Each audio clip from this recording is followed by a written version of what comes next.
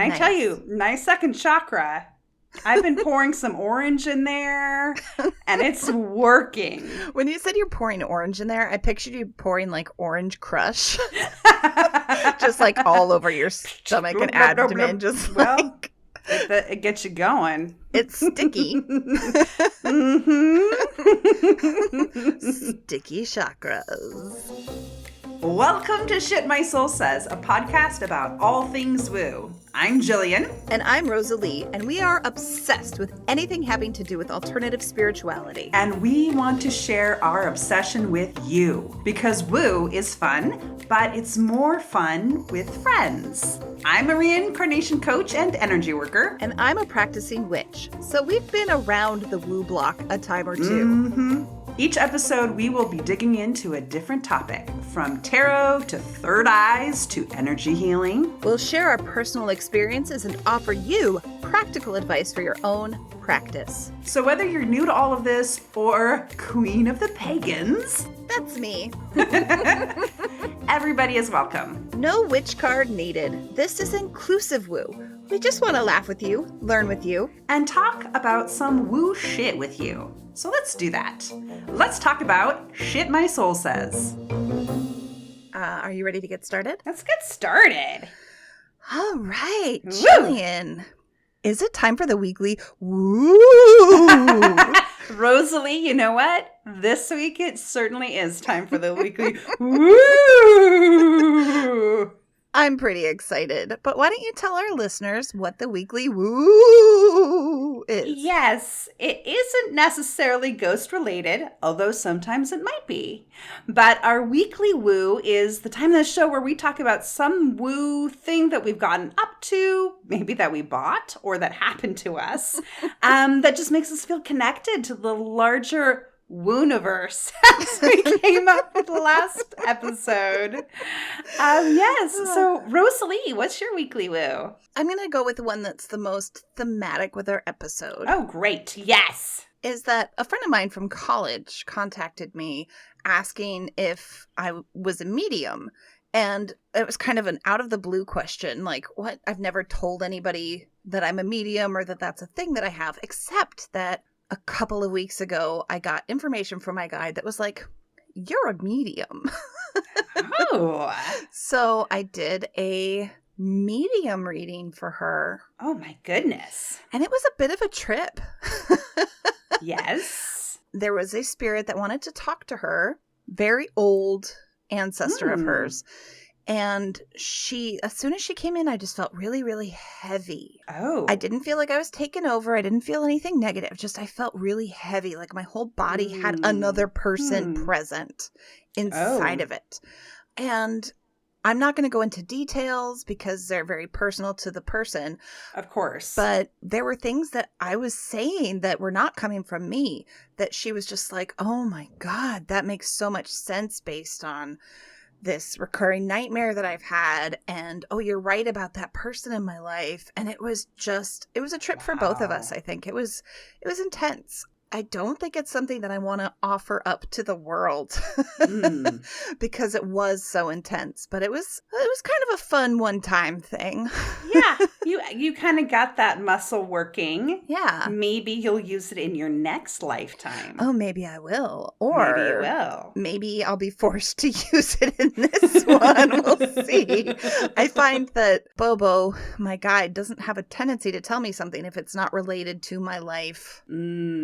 Now-ish. Well, that happens with me. I've read a lot of books on mediums because I like that shit.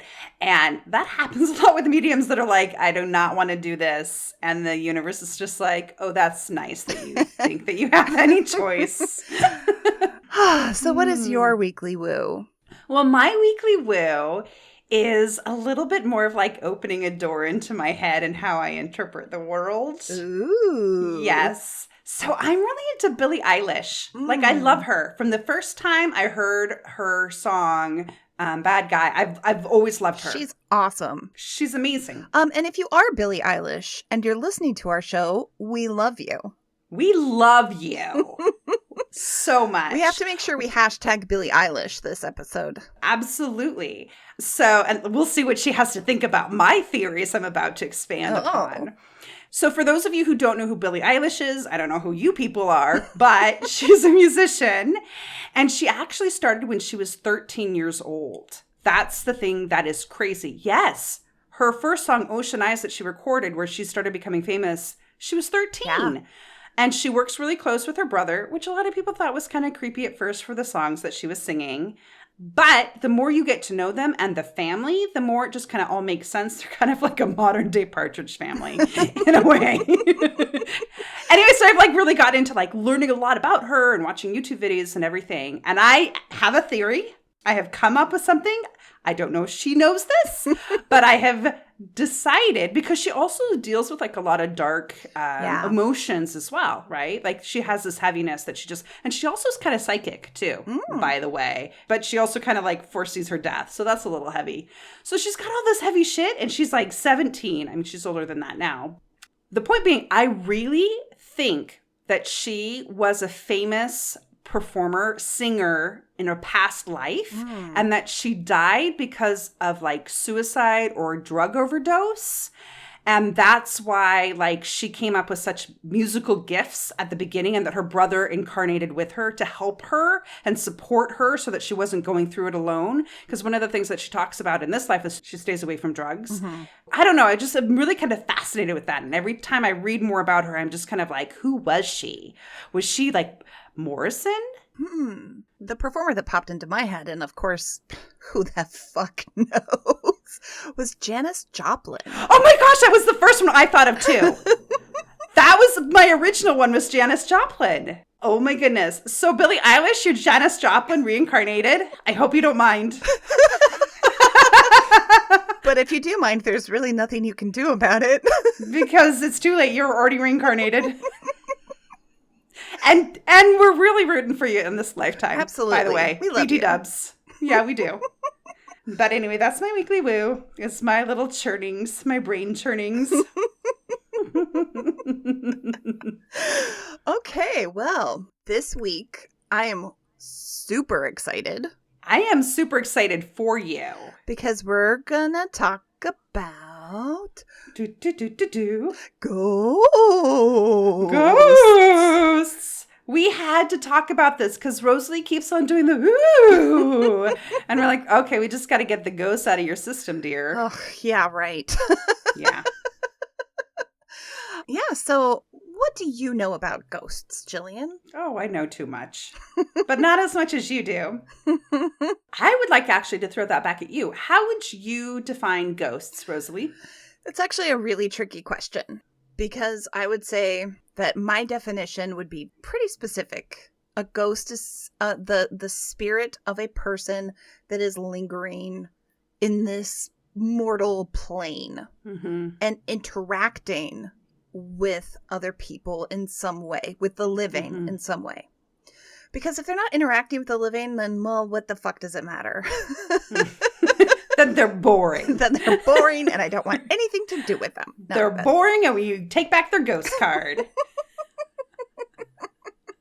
But yeah, I'd have to say exactly the same thing. For me, a ghost is somebody that has passed on, but that due to some trauma or some connection to what's like happened in their life, they haven't let go and gone through the tunnel of light or whatever it is to pass into the next dimension. So they're trapped on the physical plane, but as a discarnate being, as an entity. And sometimes they don't know they're dead.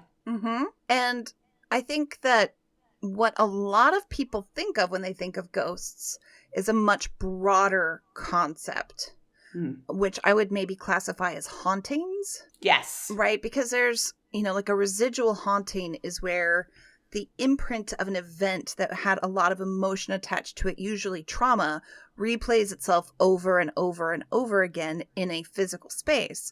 But there's no consciousness tied to it. It's just the event itself is replaying. And so that's the sort of thing where people are like, oh, it's haunted. And it is. It's a haunting. But there aren't ghosts, I'm saying with quotes in the air. There aren't ghosts that are present. Like a consciousness. Right. So that's one that's really common. And then I think there are other entities that haunt human beings for whatever reason. Yes. But we're not going to get into those today, are we? Oh, we're not, because that's an entire other episode. And you have something to say about that, too. I have something to say about everything. Yay, that's why we've got a podcast. It's fantastic. That's right. What is your first memories of ghosts, or what's your early recollection of ghosts? I know that I was super interested in them as a little kid, but nothing really happened to me until college. I definitely thought that the house that I grew up in had something that lived in my closet. There was a crawl space, 2 crawl spaces technically, that you could access from my closet. And so I was convinced that there was stuff in there. But I think that was just more kid stuff, classic kid. I don't think that there was really anything in our house. Okay. But yeah, what about you? I can't really pick up on ghosts. I do have one story, which maybe we'll get into. But as far as I was always interested in them when I was a kid as well. We talked about that in our soul shit, that I was always interested in paranormal stuff since I was a kid, and anything that talked about that in a show I was into. And I was thinking about what are my first remembrances of ghosts? And I think it was probably Casper. Casper from the Ghost. Probably started to learn about ghosts, or Scooby-Doo, because they always end up dressed up as a ghost, but then they weren't. It was just that mean old man who ran the fun house or whatever. Park. And was out to get those dang kids. I definitely read spooky stories when I was a kid, and I think that started more with Nancy Drew, of all things, because there were a few there's a haunted something, but it was never an actual ghost. Okay, because she solved it. She solved the mystery. And it was somebody causing something. So similar to Scooby-Doo is you think it's a ghost, but really it's just somebody's up to no good. Exactly. For whatever reason. Yes. But I'd love to share my first actual ghost story with you. I love it. So like I said, I didn't really ever experience any real ghostly activity until I went to college. And the college I went to is on the East Coast. It's very old, and it's haunted as fuck. Mm-hmm. And it's not just ghosts, it's everything. Oh. It's an intense place to go. And when you're a little budding pagan who's interested in that stuff, it's a little bit bonkers. Oh. But my first experience with a ghost, I was taking a theater class.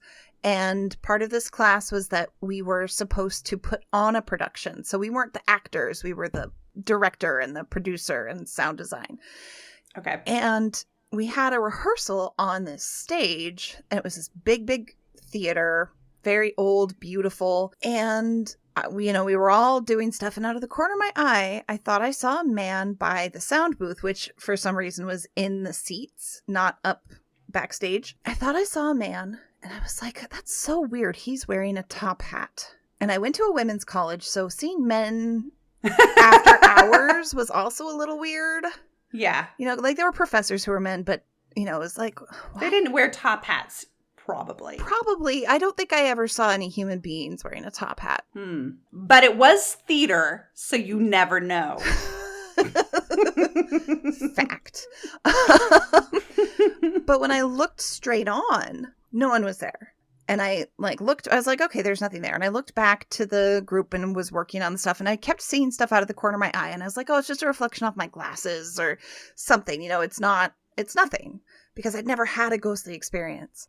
Well, it turns out, and I had never heard this story, but it turns out that theater was haunted by a man in a top hat. Oh. Right? Yes. I'd been there for a few weeks.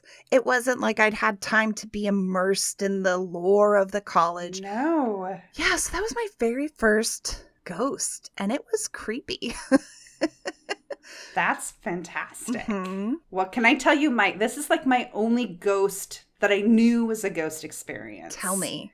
But it's a bigger story because it's me. So when I was in my early 20s, I worked and lived at a peace and reconciliation center in Ireland called Glencree. Ooh. So you don't know about Glencree. I haven't told you about this place. I mean, if you have, I don't remember. Okay, well, good. Fantastic. That works. So Glencree was up in the Wicklow Mountains, just south of Dublin. Still is, actually. But it was set up originally as a military base for the British that were hunting rebellious Irish, right? So it's a military barracks sort of a space. There's multiple buildings. And then it got turned into, a little bit later, like during the potato famine, a boys' detention center. Oh, shit. Yes, where all these poor young boys would go and be up in the wilds. Like, there's nothing up there. Like, it's a half an hour drive to the nearest pub. And in Ireland, that's like 8 years away from anything. Like, why would anybody go there? Exactly. So it's very, very remote. And anyway, so you can imagine when we would hear stories about how these boys were treated, like they were made to shower outdoors, like in the wintertime. Yeah, treated very badly. And then it went into like disrepair for a while. And then eventually in the 60s, it got turned into this Peace and Reconciliation Center to deal with the issues in the North. Mm-hmm. But you can see it's had these different lives of really kind of high intensity. Yeah. Times, right? So we would hear about this. Pat would always be like, "Oh, the lady in white, she's going to get you," that sort of thing. He would try to scare us with the ghost stories. But anyway, so there were a few that happened that I know about while we were there.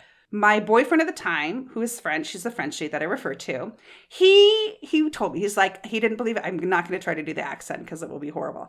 But he didn't believe in ghosts. He said, but he was walking across the room, this big room, and he felt somebody tap him on the shoulder. And he turned around and there was nobody there. And there was nobody in the room. Mm-hmm. Like he was far away from anybody else. So there's that one. And then there was another one where it was like late at night and the center was empty because we lived there. And there were several of the volunteers were in the dining room and you could hear somebody walking up the hallway. Mm-hmm. And then about a half an hour later, I came in and they were like, "Was that you earlier?" And I'm like, "No, there's nobody here. There's nobody at the entire center," but they heard somebody walking up and they were all really freaked out. Mm-hmm. So that was their experience. So I was like, yeah, that's true. That happened.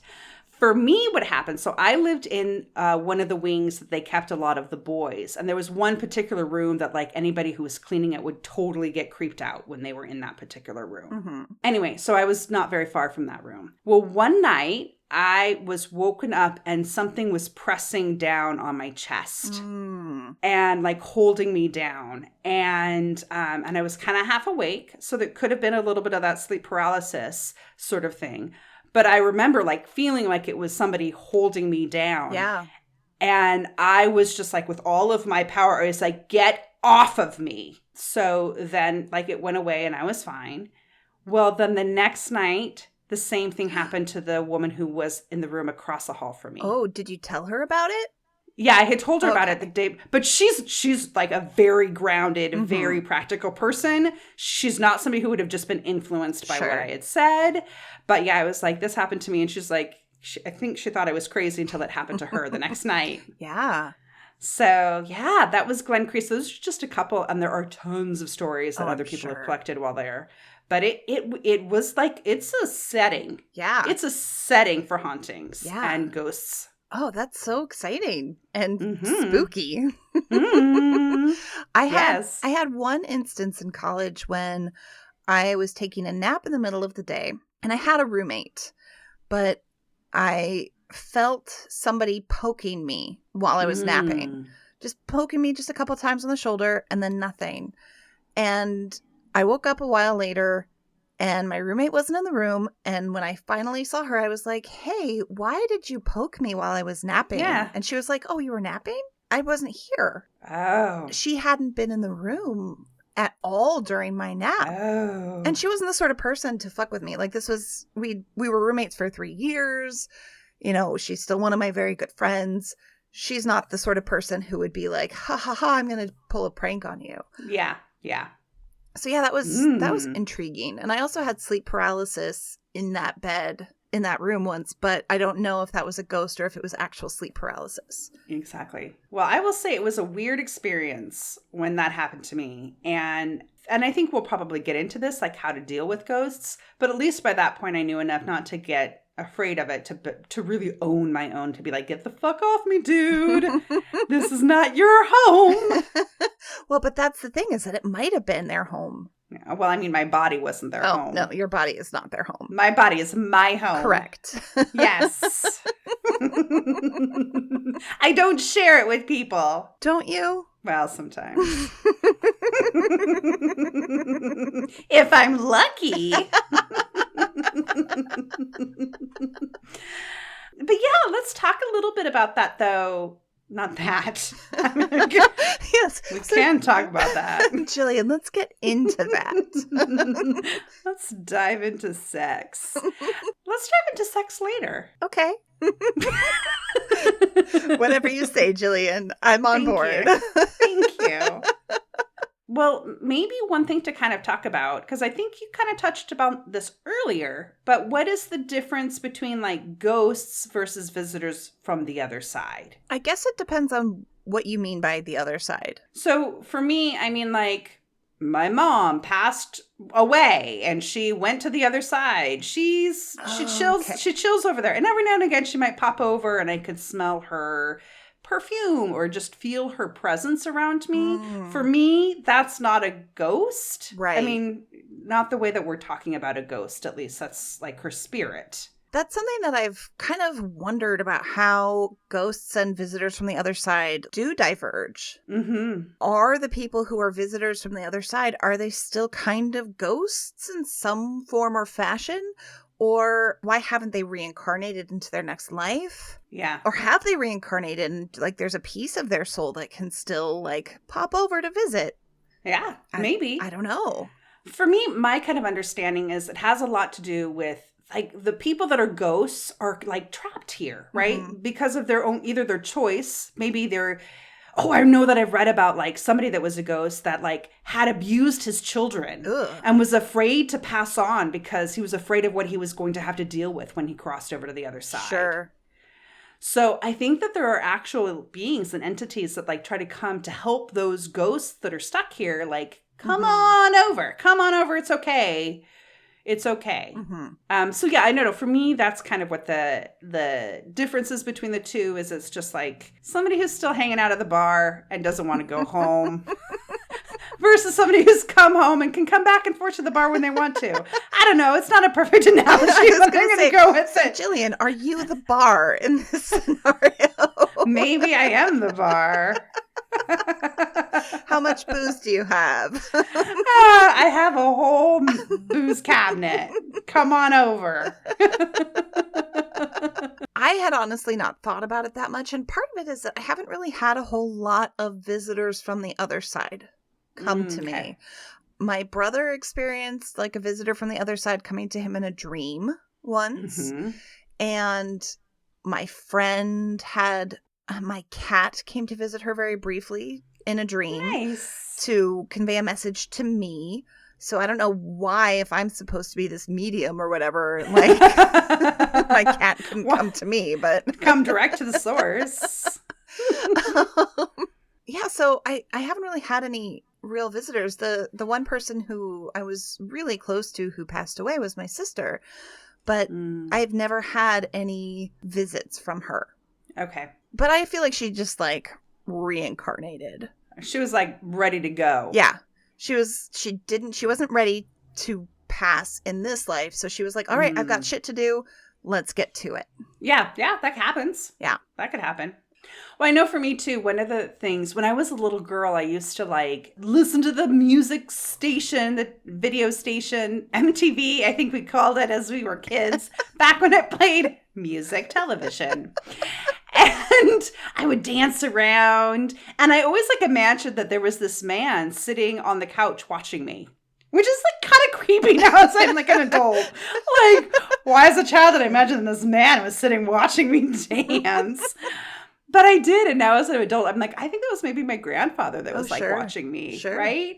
That I was kind of picking up on some sense. But for me, he wasn't a ghost. Right. That was his spirit. But yeah, so I haven't really had any major visits like that. Okay. But I have encountered ghosts that have nothing to do with me. Well, maybe you will now that you have more medium abilities that you've tapped into.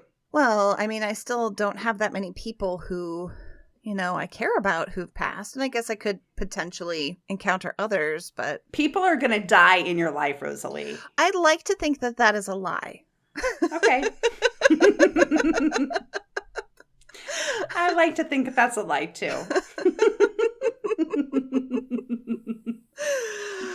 Yeah, I think you already nailed it. Like, what is the difference? You nailed it. I nailed it. Thank you. You're welcome. Moving on.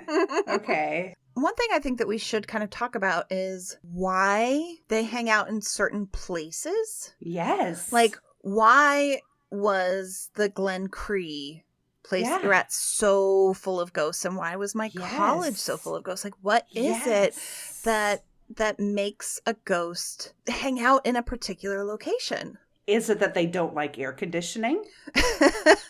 Probably not. Do ghosts need air conditioning?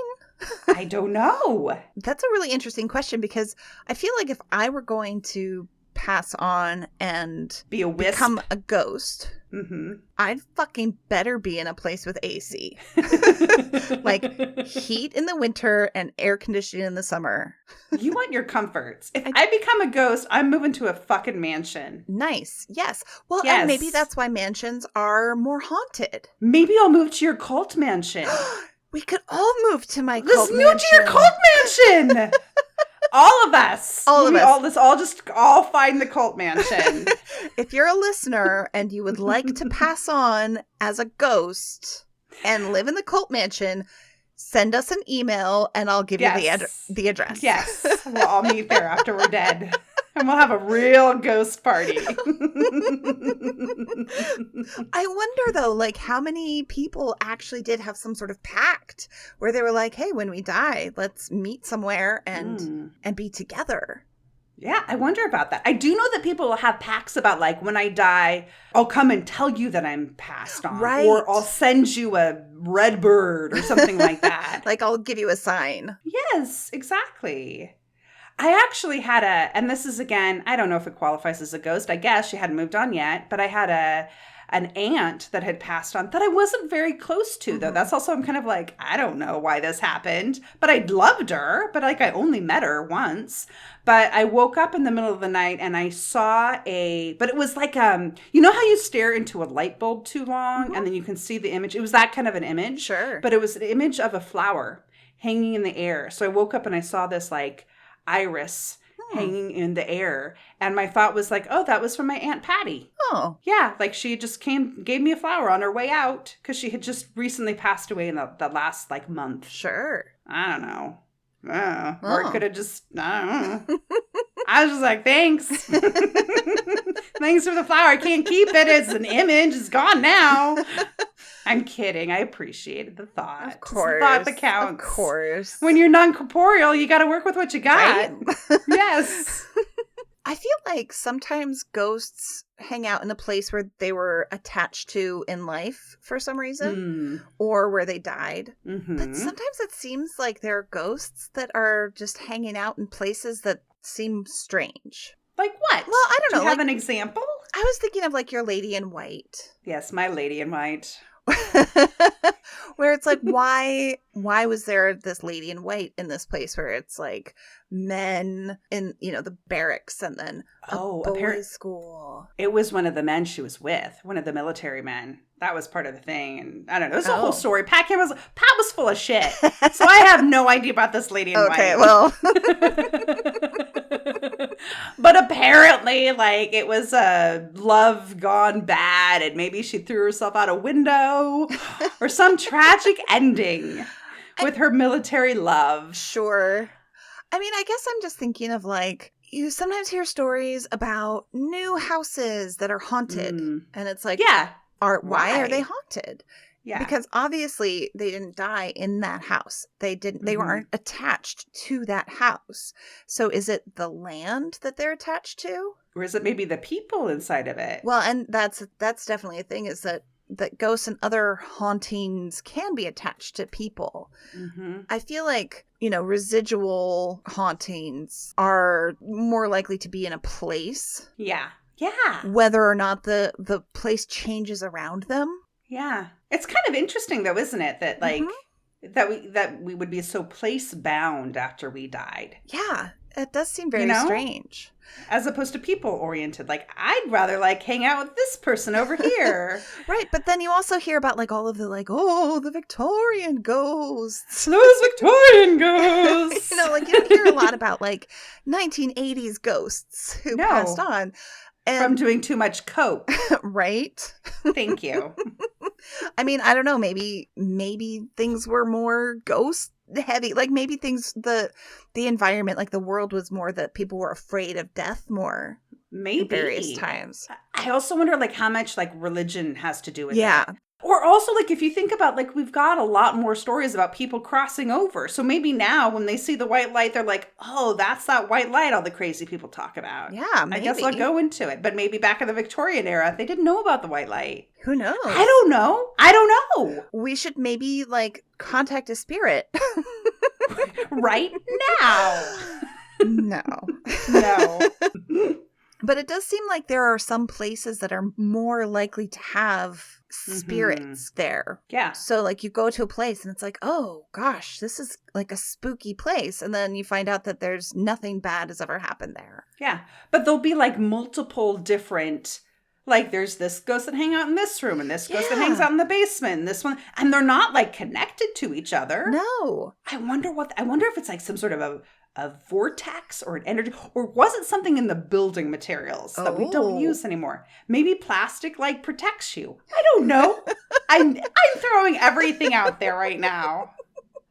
It's important to ask the questions. Well, and I think the reason that the college that I went to had so much going on was because the land itself had a lot of weird energy, right? Like it was it was just completely bananas as far as like just the crap that was there. And yes, it was a college, so there were suicides that happened occasionally throughout its history. And there's, stories about like a farmhand, because there's one dorm that used to be like a little barn, like a farmhand who shot a student because she didn't love him or something like that, right? So you get like these kind of occasional stories of people who had, tragic endings. And of course that happens at any place that's been around long enough. But that does not account for the number of things. Yeah. That just permeate that campus. And there are a lot of other college campuses that are similar. You get ghosts and hauntings more in theaters and college campuses and churches and prisons, which doesn't surprise me, hospitals, those sorts of places. Like those are the things that you hear about being haunted all the time. Yeah, that maybe there's a higher emotional experience happening. Yeah. Because when you're in your theater, you're having an emotional experience. Yeah. God knows college is an emotional experience. Right? So that maybe that there's more of that kind of energy frequency happening there? Yeah. I don't know. Yeah, like maybe ghosts are more attracted to certain vibrations. Maybe they eat the energy. Oh, maybe.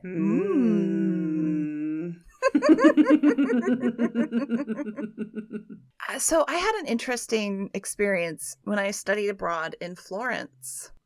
I was at some museum, and I wish I could tell you which museum it was, but there were so many.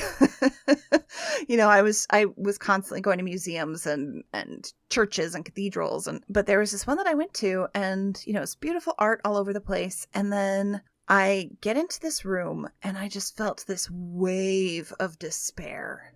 Oh, just like this just crushing, heavy weight of just awfulness. Yuck. And I was like, what the fuck is going on? And then I read a plaque that was on the wall, and it said that this room had been the place where condemned people waited prior to their execution. Yeah, and it was like, I would not want to be in that room. No, you would not. No. And it looked the same as the rest of the museum, and it had just, it was like beautiful art everywhere and like frescoes on the wall, and then it was just like, oh God, why? And so that wasn't like necessarily a haunting, or it might have been a haunting, but it wasn't a ghost per se. Yeah. But it was certainly something that was related to the place and the events that happened there. Just that energy, like the negative energy heaping on top of more negative energy. Yeah. I mean, you hear about that when people go and visit the concentration camps over in Germany too. Like that there's just that heaviness there. That's you would expect. Not surprising. Yeah. Yeah, no. You gotta go and listen to the energy protection episode before you go to any place like that. Ooh, yeah. Yeah. There is a way to kind of protect yourself from that kind of energy. Mm-hmm. So have you ever tried to communicate with a ghost? I mean, we talked about earlier, like we'll have to ask them and find out what they have to say.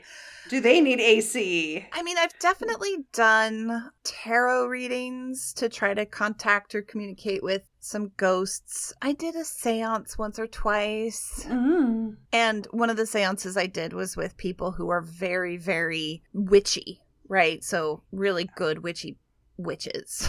Witchy witches. And one of them bought this beautiful spirit board, and that's like a Ouija board, but it wasn't the name brand Ouija. It was like a hand-painted wooden thing. It was just absolutely gorgeous. So we all like did the thing with the planchette, and it was on Samhain or Halloween, and we were all like, okay, this is going to be really cool. And nothing happened. Oh, no. Oh, no. And we determined that it was probably because we were too well shielded and we'd put up too many protections. Like, we're not letting anything in that's not supposed to come in. Yes. And those are usually the kind of entities that screw around with the Ouija boards anyway. Right? Yeah. So what about you? Yeah, I did actually have an Ouija board, the brand one, know, that you got at Toys R Us or whatever. Yeah. The plastic planchette. Yeah, I did it, and we do it with my friends, and they were convinced that I was pushing the planchette. Well, yeah. This is in high school. Everybody's always convinced that somebody else is pushing the planchette. Yeah, but they thought it was me specifically. I mean, Jillian, if the shoe fits. Thank you. But no, I think that maybe like I kind of slightly have some mediumistic abilities too. I think that maybe I was, but it wasn't me pushing it. It was maybe being pushed through me. Sure. But it was interesting, yeah, the way that the would circle around, and I mean it definitely had kind of a vibe to it, but we didn't get anything very useful. I mean, it was just nonsense, really, what we were getting. Because usually, entities that are screwing around with the Ouija boards aren't your, like, higher beings that know how to communicate. That know how to spell. Yeah. Or tell you profound truths, I mean, right? That's a thing that I'd never thought about, is the fact that, like, if you're using a Ouija board, the entities you're communicating with have to know how to read English. True fact. That's true. I hadn't thought about that. That makes it a little bit more challenging. Like, that really limits the field. Yeah. But I know some people too that are like very anti-Ouija board, that they're like, oh, you had to stay away from that. It's bad. It's going to bring in bad things. What do you think about that? Oh, that makes me want to roll my eyes. Okay. I think it actually did make you roll It did, your but eyes. People couldn't see my eyes rolling. You need to verbalize it. And here's the thing. I do think that people can invite unwelcome visitors through a Ouija board. Mm-hmm. I do think it's possible, and I think it does happen occasionally. I think that it certainly has a much more intense like a reputation, than is warranted. It's deserved. Like I did the Ouija board as a kid all the time without any protections, without, nothing. Nothing ever happened to me. There were no ghosts that came in. There were no demons. It was just like, oh, what college am I going to? I think that of the thousands and thousands of times that people use Ouija boards, a fraction of a % of that might invite something dangerous. I don't know. What are your thoughts on that? Yeah, I kind of feel the same way. And it kind of also makes me go to the point about how people have so much fear of ghosts, right? And I think that's something that's really important because I know I recently watched a YouTube video about a guy that's like, I'm not into ghosts. I saw some ghosts and I got the fuck out of there. And it's just like people, it's kind of like, what they say about wild animals. They're more scared of you than you are of them. Now, I don't know if that's actually true of ghosts, but the idea is that you have so much power in you. And we have this idea that ghosts are more powerful than us. They don't even have a friggin' physical body. Yeah, they're not. Like, what? Yeah, they're not. Like, and you can't, like, they can't fuck with you unless you are, like, really open and vulnerable and being open to being fucked with, So I think that's one thing that it would be really important to communicate in this episode is, like, you don't have to put up with shit if it's coming at you. Yeah. And I bet you have a lot more to say because I think you've also dealt with some like darker side of stuff. I mean, that's the thing is like ghosts, it's like, oh, they're kind of charming. They wear top hats. Like they might be a little spooky. They might want to fuck with you if they're just like grumpy spirits that have nothing better to do with their time. I think the majority of what people experience that they think is a ghost is really more of a residual haunting. And there's not much to do about a residual haunting other than just cleanse the space. Yeah. And that's not going to fuck with you in any way. But in general, ghosts are just kind of sad. They're kind of sad and pathetic. There are, in my experience, there are entities out there that are more dangerous, that are more capable of causing you harm, both physical and emotional. Those are more rare also, right? Like I think you don't have to live your life being a fear of those. Exactly. And the thing is too, you have a lot of personal power to deal with any sort of entity. Yes. Whether it's a ghost or a demon or a ghoul. I don't know. I'm just spilling out words because I don't necessarily have the best terminology for them. But whatever you're dealing with, you have a lot of power and you can say, get the fuck away from me. Yeah. Just like I did. Just like you did. And if it's a residual, nothing will happen. They'll just keep on doing what they're doing because it's like be in their loop. They're in a loop and it's just they're gonna be in the loop. If it's a ghost, I mean, if you tell a ghost to go away, it'll go away. Yeah. In my experience. Yeah. I have heard stories. I haven't known anybody specifically that has experienced this, but I can just hear them out there going like, you don't know what the fuck I've dealt with, right? You're innocent little sad, pathetic top hat wearing ghosts that actually are kind of like, I don't know what I learned when I was younger, poltergeists that are actually like slamming doors in the house and causing things in the house to go a little haywire. Or turning lights on, or like, I think those sorts of irritations and frustrations that make it hard for people to live in haunted spaces. Sure. Like I say, I don't have any personal experience with that. I would say if you experience that, go find somebody who knows how to deal with that shit to get it out. Yeah. It's like a pest. It's like you've got a ghost mice. Yeah. And also, I'm like, oh, it's just really easy. But also for me, it's really easy. Yeah, that's true. Because you deal with stuff like that. It's just like, okay, well, a ghost is nothing compared to some of the shit that I've dealt with. Exactly. So I don't know. Maybe I'm not the right person to talk about it. That's true. Yes. But I think the takeaway is that you don't have to be afraid of ghosts. No. You don't have to interact with them if you don't want to. They're probably not going to be much good to interact with. They don't have the wisdom of the ages because they're in their own little tortured place or demented place or lost place or whatever kind of place they're in. Well, and I would also just add that a lot of times ghosts just want to be left alone too, or they want to feel like they're there for whatever reason they're there. And they want you to acknowledge that. So sometimes all you have to do is you just have to be like, hey, this is your space, but it's also my space. So you do your thing and I'll do my thing. And if you don't fuck with me, I won't fuck with you. I think I figured out why ghosts leave me alone and why I don't interact with them. Because you know what I would do. What would you do? If I had a ghost. Is I would be like, I'm going to help you. I'm going to help you find the light. I am going to help you pass on. Like that would be my message. Like, you need to go into the light and reincarnate. And they'd be like, bitch, I don't want to deal with that shit. It's so much easier to just be a ghost, Jillian. Yes.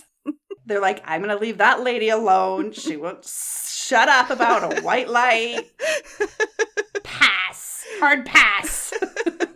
Oh, I'm just picturing you as like a medium, and you would just be like, go to the light, go to the light. Yes. And you wouldn't stop until finally the ghost was like, fuck you, I'll go. Exactly. I can be persistent. Also, speaking of other type of people that interact with ghosts, I want to hear what you think about ghost hunters. Those people that go around with their little fancy sciencey tricks and boxes and tools, and I've watched them on the television. Yes. I desperately want to go on like a ghost hunt with like an EMF reader and a spirit box and all the things. Like I would love to go on that with somebody who knows what they're doing. Yeah. I'm just fascinated by it. I think that there are a lot of ghost shows that are just bullshit. I think so too. I'm not because how can you replicate that every single week? Right. Episodes after episodes. Well, I'm not going to name any names, but it's like when it's on TV, you can edit things. Like you can do anything. You can do anything. If you have the ability to edit it, you cannot prove that it happened. Yes. There's a ton of TikTok videos that are similar now that are happening where it's like, oh, the spooky thing that's happening. It's like, oh my God, you're so full of shit.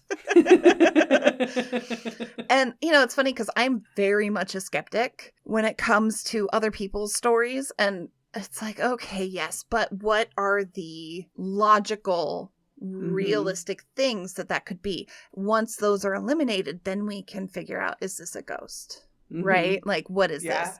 And so ghost hunting shows typically are like, we're going in with the assumption that this place is haunted, and we're going to find proof that it's haunted, and someone's going to grab my butt, and they always grab your butt. Yeah, if I were a ghost, I'd definitely be a butt-grabbing ghost. Oh, 100%.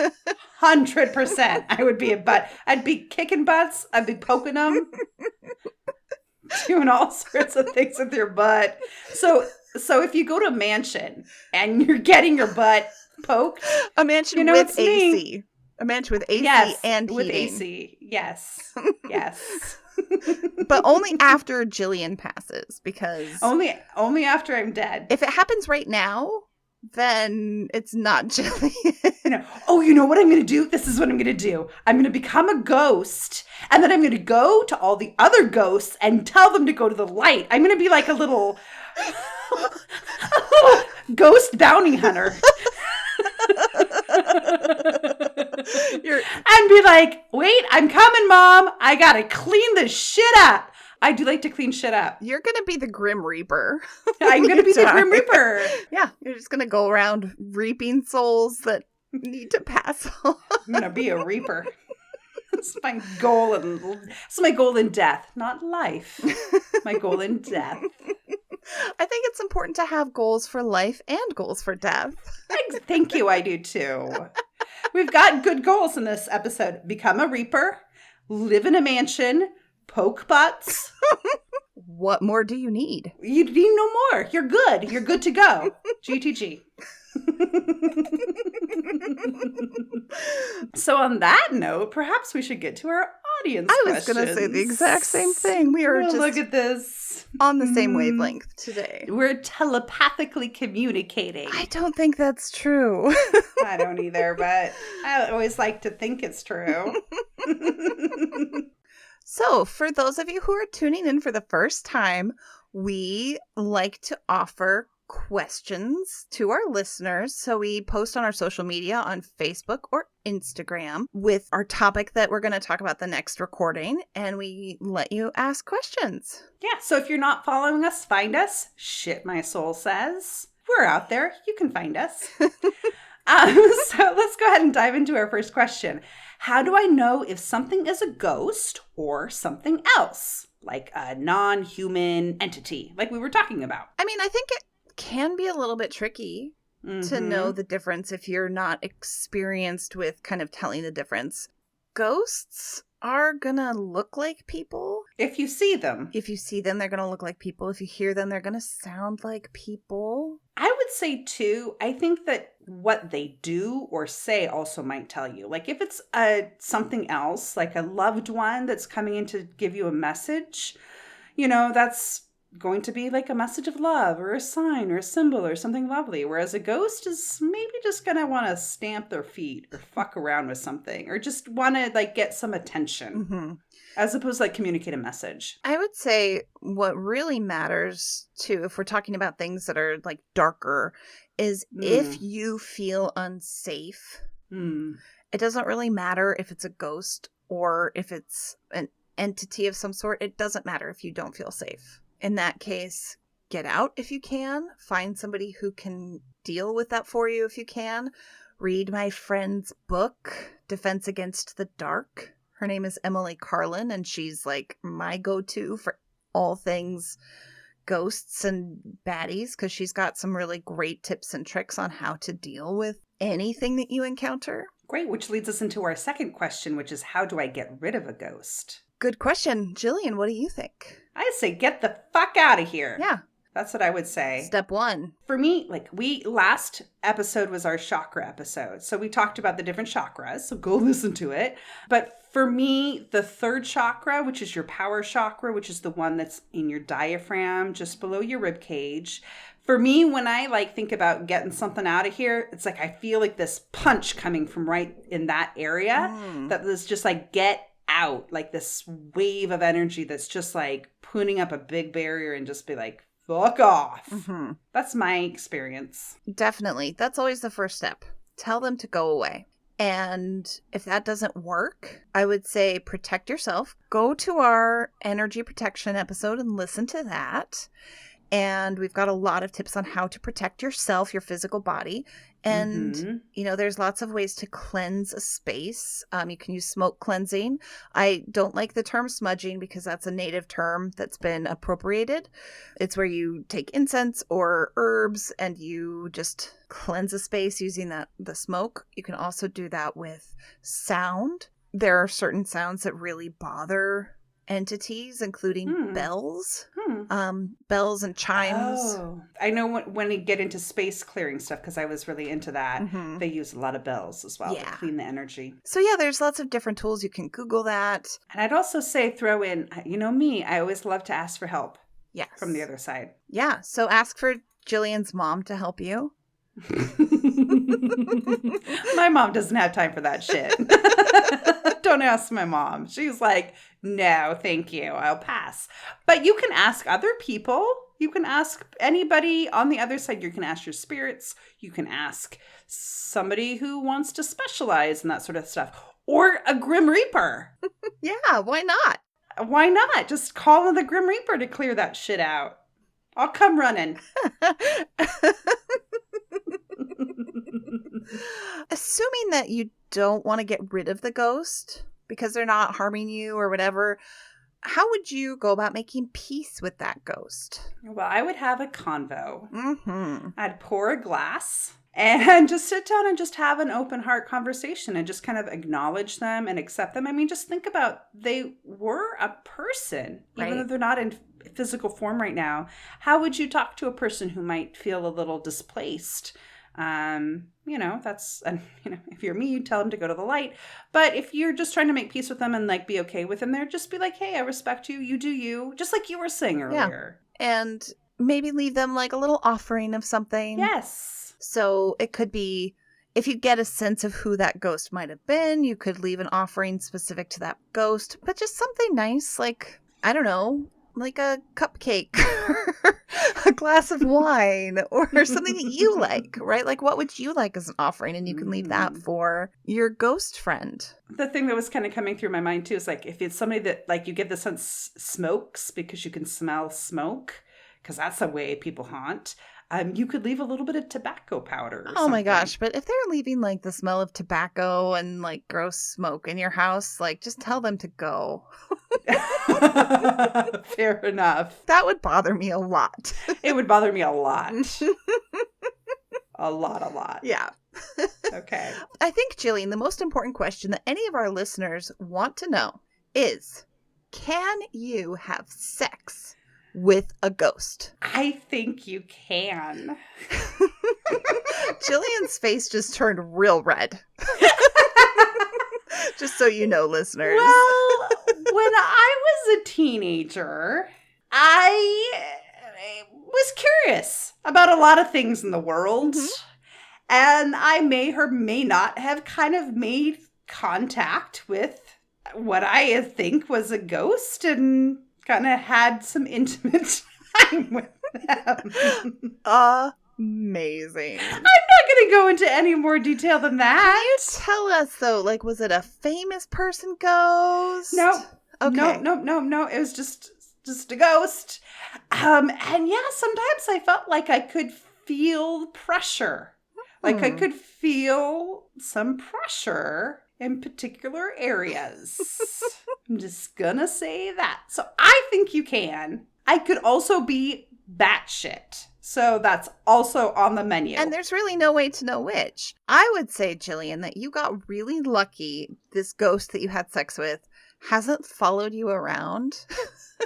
Well, maybe he has. Oh, really? Maybe this is why I can't get any dates, because it's just like, she's mine. I planted a flag in that bitch. That might be what, I mean, wouldn't that be a better, like, it's not that I'm not, like, attractive or whatever. It's got a cock-blocking ghost. I think cock-blocking ghosts are hands down the worst kind of ghosts. The worst kind of ghosts. Like, I'm just picturing you going on like a date with somebody and they're like, I don't know if I'm feeling it. You're like, no, that's okay. That's just my ghost. That's all right. We could have a threesome. How do you feel about a threesome with me and my ghost? With me and my ghost. Come on.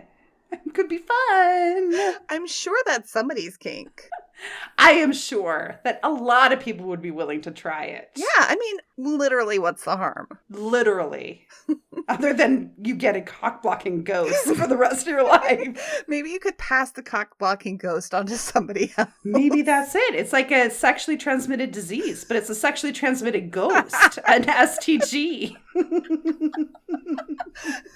How do you get rid of it? We'll go and listen to your energy protection episode.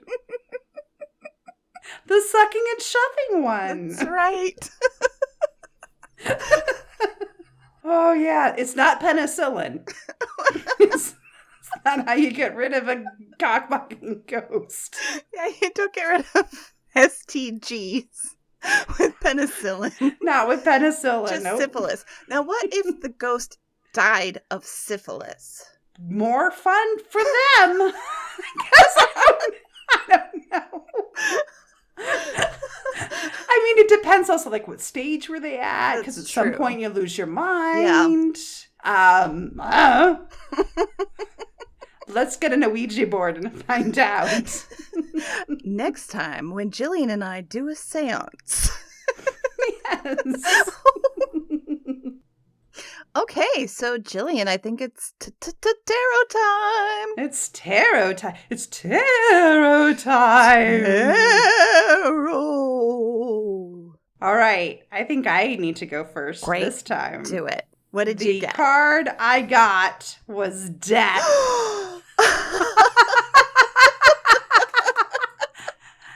How completely appropriate for our episode. Gosh, it couldn't be any better. I know. I love it. I love death. Thank you. It's the Grim Reaper. It's me. It is the Grim Reaper. Oh my gosh.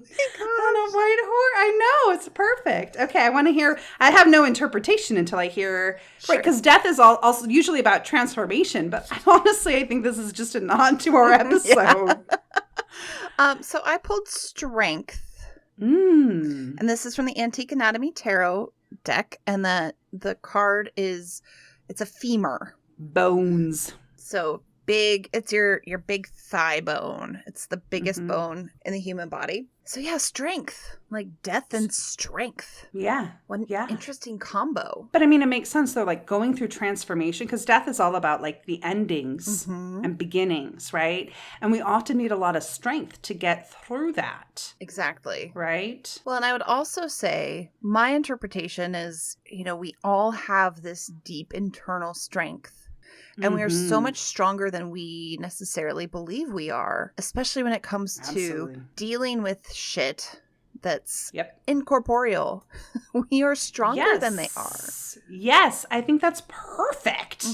I love it. So, yeah, that's our little tarot time. That's our tarot time. Take it or leave it. Which we would say for everything that we talk about. Yeah, exactly. All right, well, there we are. Thank you to all of our listeners. We appreciate you so much. Yes, thank you so much. We couldn't exist if you didn't listen to us. Thanks for letting us exist. Thanks for not turning us into ghosts.